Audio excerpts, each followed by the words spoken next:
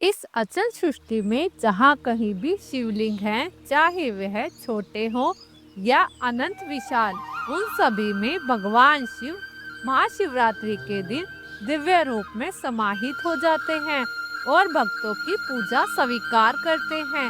भगवान श्री हरि विष्णु को भी महाशिवरात्रि का दिन अत्यंत प्रिय है। वैसे तो एक वर्ष में 12 शिवरात्रियां आती हैं, जो कि प्रत्येक मास के कृष्ण पक्ष की चतुर्दशी को आती है, लेकिन फागुन मास में पड़ने वाली कृष्ण पक्ष की चतुर्दशी को आने वाली शिवरात्रि को महाशिवरात्रि के नाम से जाना जाता है। वास्तव में हिंदू धर्म में महाशिवरात्रि के पावन पर्व को लेकर अलग अलग मान्यताएं हैं।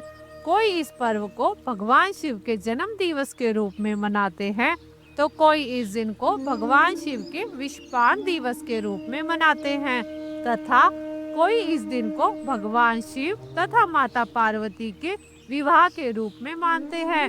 परंतु आज हम महाशिव पुराण के विदेश्वर संहिता खंड में वर्णित ज्ञान के माध्यम से यह कथा सुना रहे हैं। जब सनकादिक ऋषियों ने सूत जी से प्रश्न किया कि महाभारत में भगवान शिव के 2 रूप कौन कौन से हैं तथा उनका प्रकट्य कैसे हुआ, कृपया हमें जानकारी देने की कृपा करें। तब सूत जी ने कहा, हे मुनि श्रेष्ठ, ब्रह्म रूप होने के कारण भगवान शिव निष्कर्ष अर्थात निराकार कहे गए हैं, तथा अनुप्रत्यंगों सहित रूपबन होने के कारण उन्हें सकल अर्थात साकार भी कहा गया है। साकार और निराकार होने के कारण ही उन्हें ग्रहण कहा जाता है। यही कारण है कि भगवान शिव की निराकार स्वरूप लिंग और साकार स्वरूप मूर्ति की पूजा की जाती है। भगवान शिव से भिन्न अन्य दूसरे देवता वे साक्षात ग्रहण नहीं है, इसलिए कहीं भी उनके लिए निराकार लिंग उपलब्ध नहीं होता। सूत जी कहते हैं अनंत ब्रह्म सूत जी कहते हैं अनंत परम ब्रह्म से सूत जी कहते हैं अनंत परम ब्रह्म से विष्णु की उत्पत्ति हुई और भगवान विष्णु की नाभि से कमल पर विराजमान ब्रह्मा उत्पन्न हुए। उस परम ब्रह्म ने ब्रह्मा को सृष्टि का निर्माण दायित्व सौंपा तथा भगवान श्री हरि विष्णु को सृष्टि का पालनहार बनाया और स्वयं ब्रह्मा जी की भ्रुकुटी अर्थात माथे के मध्य भाग से उत्पन्न होकर रुद्र रूप धारण किया और सृष्टि के संहारक के रूप में स्थापित हुए। इस प्रकार उस अनंत परम ब्रह्म से तीनों देवों की उत्पत्ति हुई, जिन्हें त्रिदेव कहा जाता है। सूत जी ने सनकादिक ऋषियों को आगे की कथा सुनाते हुए कहा कि हे मुनि श्रेष्ठों, एक बार भगवान विष्णु और ब्रह्मदेव में कार्य शक्ति को लेकर विवाद हो गया। उस विवाद से समस्त देवता भयभीत और चिंतित और अत्यंत व्याकुल हो गए। फिर चिंताग्रस्त समस्त देवताओं ने दिव्य कला शिखर पर जाकर इस विषय को लेकर चंद्रमौली भगवान चंद्रशेखर महादेव को सत्वन किया। तब देवताओं की प्रार्थना से प्रसन्न होकर भगवान महादेव ने ब्रह्मा और भगवान विष्णु के विवाद स्थल में निराकार तथा आदि अंत रहित भीषण अग्निस्तंभ के रूप में स्वयं को प्रकट किया। यह अग्निस्तंभ करोड़ों सूर्य के तेज से भी अधिक ज्योतिमय था। यह स्तंभ पूरी सृष्टि में फैला हुआ था। न तो इसका कोई आरंभ दिखाई पड़ता था और न ही इसका कोई अंत। स्तंभ को देखकर ब्रह्मा जी के मन में एक युक्ति सूझी। उन्होंने विष्णु जी से कहा कि क्यों ना हम दोनों इसके छोर को ढूंढने का प्रयास करें। जो भी पहले इसके छोर को ढूंढ कर आएगा, उसी की पूजा इस सृष्टि में की जाएगी। अब इस बात को लेकर दोनों में सहमति बन गई। ब्रह्मा जी ने निर्णय किया कि वे स्तंभ के ऊपर की ओर जाकर इसका आरंभ खोजने का प्रयास करेंगे। तो वहीं विष्णु जी ने निर्णय किया कि वे नीचे की ओर जाकर स्तंभ का अंत खोजने का प्रयास करेंगे। फिर क्या था, भगवान ब्रह्मा हंस का अवतार लेकर ऊपर की ओर उड़ चले और भगवान विष्णु सुदृढ़ वाराह अवतार लेकर नीचे की ओर निकल पड़े। दोनों ही असीमित गति से उस विशाल स्तंभ के सिरों को ढूंढते रहे और इस प्रकार ना जाने कितने युग और समय बीत गया। युगों युगों तक ढूंढने के बाद भी इस स्तंभ का न तो कोई उन्हें छोर मिल रहा था और ना ही अंत। अपने इन प्रयासों को असफल होता देखकर दोनों ने सोचा कि चलो अब वापस चलते हैं।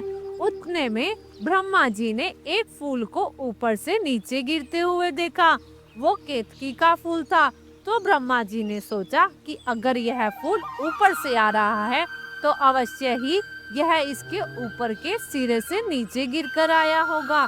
तो उन्होंने उस केतकी के फूल से पूछा, अरे भाई, तुम ऊपर से यहाँ आ रहे हो तो मुझे जरा बताओ कि स्तंभ का ऊपरी छोर कहाँ है। मैं उसे ढूंढने के लिए इतने समय से प्रयास कर रहा हूँ, लेकिन वो मुझे नहीं मिल रहा। यह सुनकर उस केतकी के फूल ने कहा, हे ब्रह्मादेव, मैं स्वयं अनंत काल से स्तंभ के आसपास भ्रमण कर रहा हूँ, लेकिन अभी तक मैं सिर्फ इसके मध्य भाग तक ही पहुँच पाया हूँ। मैंने स्वयं स्तंभ का ऊपरी छोर नहीं देखा। यह सुनकर ब्रह्मा जी और परेशान हो गए, लेकिन फिर उन्होंने एक ऐसा कार्य किया जो उन्हें नहीं करना चाहिए था। उन्होंने उस केतकी के फूल से कहा, देखो पुष्प, तुम मेरा एक कार्य करो। वास्तव में मैं और भगवान विष्णु इस स्तंभ का अंत खोजने का प्रयास कर रहे हैं, और थोड़ी देर में जब भगवान विष्णु यहाँ आएंगे तो तुम एक काम करना, तुम मेरे लिए प्रमाण बन जाना और भगवान विष्णु से कहना कि ब्रह्मा जी ने स्तंभ का ऊपरी छोर ढूंढ लिया है और वे वहीं से मुझे लेकर आए हैं। अब यह सुनकर बेचारा केतकी का फूल भी धर्म संकट में पड़ गया। अब ब्रह्मा जी को मना कैसे किया जाए। फिर हाँ ना करते हुए उसने ब्रह्मा जी की बात किसी तरह से मान ली। थोड़े समय में भगवान विष्णु वापस आ गए। सबसे पहले ब्रह्मा जी ने उनसे पूछा, क्या उन्हें स्तंभ का नीचे का अंत मिला? तो हमारे दीनबंधु दीनानाथ भगवान विष्णु ने बड़े निर्दोष से कहा, नहीं ब्रह्मा जी, मैं इतने समय से उसे ढूंढने का प्रयास करता रहा, लेकिन मैं निष्फल रहा। मुझे स्तंभ का अंत नहीं मिल पाया। क्या आपने स्तंभ का ऊपरी हिस्सा प्राप्त कर लिया? तो ब्रह्मा जी ने बड़े गर्व के साथ कहा, हाँ बिल्कुल, और यह देखिए, यह केतकी का फूल इसका साक्षी है। पूछिए जरा, पूछिए। इस पर ब्रह्मा जी की बात में केतकी के पुष्प ने हामी भर दी और भगवान विष्णु से उसने झूठ कहा कि ब्रह्मा जी उसे वहीं ऊपर के छोर से लेकर आए हैं। अब यह सुनकर भगवान विष्णु ने बड़ी विनम्रता से ब्रह्मा जी से कहा, हे ब्रह्मा जी, फिर तो आप हमारी शर्त जीत गए और मैं हार गया। आप तो सच में पूजनीय हैं। आइए, मैं आपकी भव्य रूप से पूजा अर्चना और अभिषेक करता हूँ। इतना कहकर भगवान विष्णु ने षोडश उपचार से ब्रह्मा जी की पूजा अर्चना की, उनके पैर धोए। लेकिन अब यह देखकर भगवान शिव से रहा नहीं गया। जिस स्तंभ के सिरे को यह दोनों देवता ढूंढ रहे थे, उसी अग्नि स्तंभ में अचानक से एक भयंकर कड़का हुआ और उसमें से भगवान शिव बाहर आए। वास्तव में वो स्तंभ और कुछ नहीं बल्कि स्वयं भगवान शिव का प्रतीक स्वरूप शिवलिंग था। जब शिव जी ने देखा कि ब्रह्मा जी और केतकी के पुष्प ने असत्य का सहारा लेकर झूठी प्रतिष्ठा प्राप्त करने का प्रयास किया है, तो सबसे पहले उन्होंने केतकी के पुष्प को फटकार लगाई और उससे कहा, हे केतकी, तुम मेरे सिर पर रहते हो और फिर भी तुमने झूठ का सहारा लिया। आज से मैं तुम्हारा त्याग करता हूँ। इस विश्व में हर प्रकार के पुष्प, पत्ते, फूल, लताएं मुझे अर्पित की जाएंगी, लेकिन केतकी के पुष्प को मैं कभी भी स्वीकार नहीं करूँगा। इस प्रकार उस दिन से भगवान शिव को केतकी का फूल नहीं चढ़ाया जाता।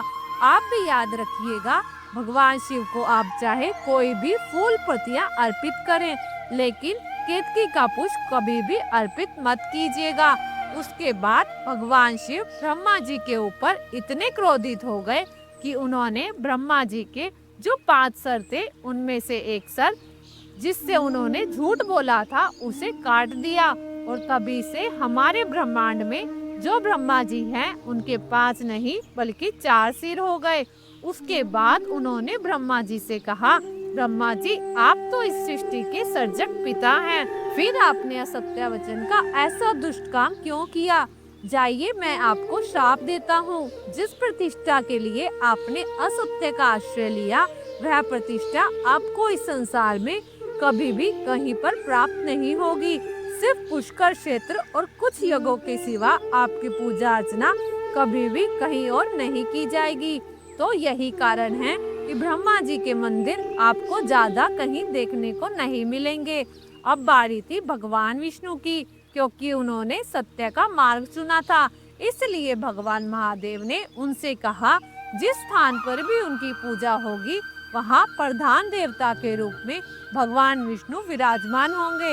यह सुनकर भगवान विष्णु ने भी कहा कि जहाँ उनकी पूजा की जाएगी वहाँ से हम महादेव प्रधान देवता के रूप में वास करेंगे।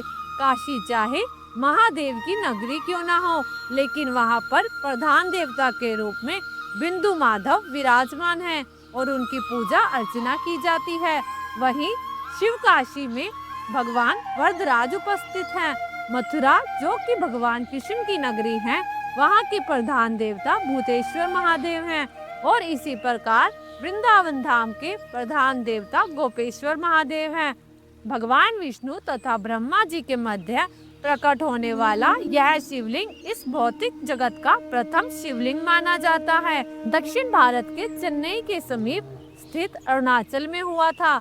मार्गशीर्ष मास के आद्र नक्षत्र में इस शिवलिंग का आविर्भाव हुआ था और भगवान विष्णु तथा ब्रह्मा जी ने इस पहले शिवलिंग की पूजा अर्चना की थी और वह भी महाशिवरात्रि के दिन, यानी फागुन मास के कृष्ण पक्ष की चतुर्दशी तिथि को। यही कारण है कि हम हर साल इस शिवरात्रि के दिन शिवलिंग की पूजा अर्चना करते हैं। महाशिवरात्रि की स्थिति को मैं विशेष रूप से लिंग में समाहित रहूंगा और भक्तों की पूजा अर्चना स्वीकार करूंगा। जो भी भक्तगण सच्चे भाव से इसका दर्शन, स्पर्श और पूजन करेगा, उसकी मनोकामना पूर्ण होगी और वे संतान वैभव से संपूर्ण होकर समस्त संसारिक सुखों को भोगते हुए मोक्ष को प्राप्त करेंगे। अब देखिए, कुछ लोग शिवलिंग की व्याख्या करते हुए अनर्थ बकवास करते हैं, लेकिन वास्तव में इस लिंग शब्द का शरीर के किसी भी अंग के साथ कोई संबंध नहीं है। लिंग का शाब्दिक अर्थ होता है प्रतीक अथवा चिन्ह। जिस प्रकार शालिग्राम शिला को भगवान विष्णु का चिन्ह माना जाता है, उसी प्रकार शिवलिंग को भगवान शिव का प्रतीक माना जाता है। शैव परंपरा के अनुसार शिवलिंग मिट्टी, रेत, गाय के गोबर, लकड़ी, पीतल या फिर काले ग्रेनाइट पत्थर से बनाया जा सकता है, लेकिन स्फटिक का शिवलिंग सबसे ज्यादा शुद्ध माना जाता है। आपने पश्चिम हिमालय में स्थित अमरनाथ गुफा के बारे में तो सुना होगा। यहाँ पर शीत ऋतु में पानी टपकने से बर्फीले शिवलिंग का प्राकृतिक निर्माण होता है। हर वर्ष लाखों श्रद्धालु इस शिवलिंग का दर्शन करने आते हैं। इस प्रकार तभी से महाशिवरात्रि का यह पर्व मनाया जाता है। इस दिन सभी भक्तगण सच्चे मन से भगवान शिव की पूजा अर्चना करते हैं। शिवलिंग पर दूध चढ़ाते हैं, फल फूल, बेलपत्र, धतूरा इत्यादि तथा मिष्ठान अर्पित करते हैं और चंदन का लेप लगाकर धूप दीप प्रज्वलित करते हैं। इससे भगवान अत्यंत प्रसन्न होते हैं और अपने भक्तों की समस्त मनोकामना पूरी करते हैं, उन्हें सुख सौभाग्य प्रदान करते हैं, रोजगार एवं कारोबार में वृद्धि करते हैं, उनके जीवन में आने वाली समस्त परेशानियों को दूर करके सफलता के द्वार खोलते हैं। तो यह थी हिंदू धर्म में मनाई जाने वाली एक पवित्र महाशिवरात्रि के बारे में एक छोटी सी जानकारी। हम आशा करते हैं कि आपको यह जानकारी अच्छी लगी होगी। अगर अच्छी लगी हो तो वीडियो को लाइक करें, हमारे चैनल को सब्सक्राइब करने का कष्ट करें। अगर आपने हमारा चैनल पहले से सब्सक्राइब कर रखा है तो इसके लिए हम हृदय की अनंत गहराइयों से आपका कोटि कोटि धन्यवाद करते हैं। एक बार फिर से आपका बहुत बहुत धन्यवाद।